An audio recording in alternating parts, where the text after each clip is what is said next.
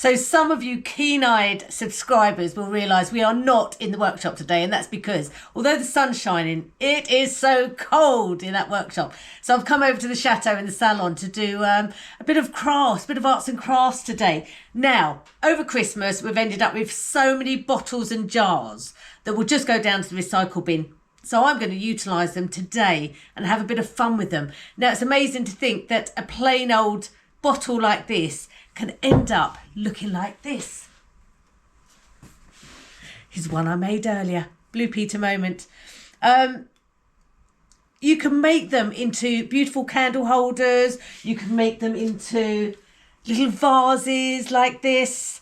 I love it. I think they look absolutely beautiful. Now, if you turn around and say to me, I can't do that, well, here's one that my grandson, who's 8 years old, made over Christmas for his mother for a birthday present. So it just goes to show he made that in a few hours with me. And if he can do it, anyone can do it. So today I'm going to show you how to transform the plain old bottle into something like this. Now I'm using polymer clay, which is an oven baked clay, but you can use any air dry clay as well. The first thing I want to do is make a sausage to make the top.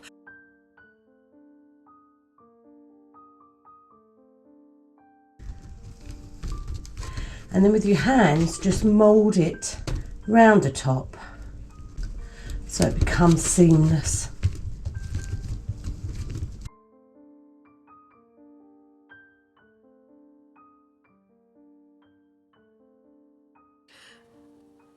We're now going to prime the bottle. Now I use gesso, acrylic primer. And this is brilliant because it means that everything you want to stick to it will stick to it. Just paint it on, slap it on.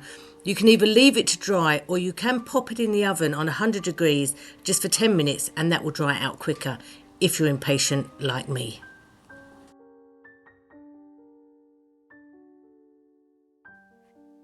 We're now going to make the handles to make it look like a vase. So you're going to roll out 2 little sausages, make sure they're the same size. Roll in the ends to little squirrels. 4 little balls which are going to be holding the handles in place, and then some little swirls just to make it look pretty.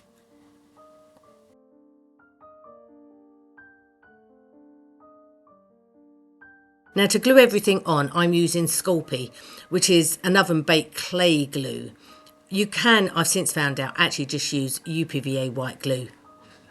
So we're going to stick the balls on first. This is just to hold the handles in place.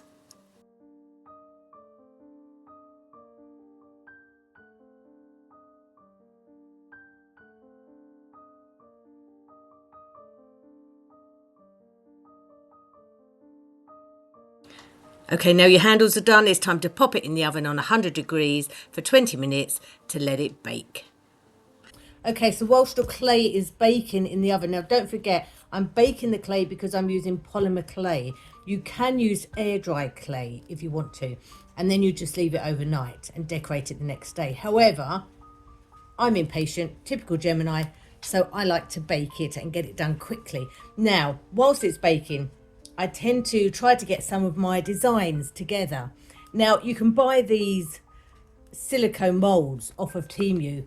These ones are sort of £1 each, €1 each, and £1.90. These are £2.49 on average, and you get loads of different shapes with it, different things you can use for mouldings. Now, if you haven't got these, you can just do some of them by hand. It's entirely up to you.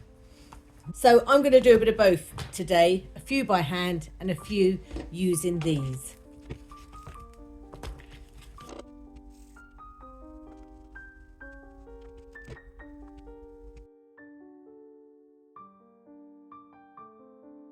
Once the bottle's cooled down, you can now start decorating it, and this is the fun part, that you can just put your own imagination into it. I like lots of swirls and vines, leaves, flowers, so I'm just drawing with chalk onto the bottle, and this gives me a basic design that I want to go with. The good thing about using the chalk is that if you mess up, you can just wet your finger and take it off again and try again. And you don't need to stick to the chalk because it's going to come off anyway. Put a bit of glue on, and then it's time to just start being creative. You can put anything you like on there.